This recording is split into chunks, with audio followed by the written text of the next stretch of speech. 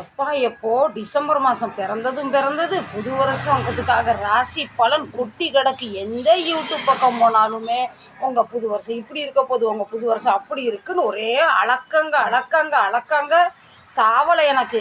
அவன் 2004 கஞ்சிக்கு வழி இல்லாமல் குடும்பத்தை பிரிஞ்சு கடன் கட்ட முடியாமல் வட்டி கட்ட முடியாது சீரழிஞ்சிட்டு இருக்கான். துக்கம் ஒரு பக்கம், கவலை ஒரு பக்கம், பட்னி ஒரு பக்கம். என் ராசியில் சொல்கிறாங்க கோடி கணக்கில் சொத்து வரப்போதான்.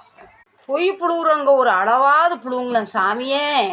நான் சாமி கடவுளை ரொம்ப நம்புவேன், ஜாதகத்தை ஜோசியத்தை எல்லாம் நம்புவேன். நான் அது பின்னாடியே கண்மூடி ஓட மாட்டேன்.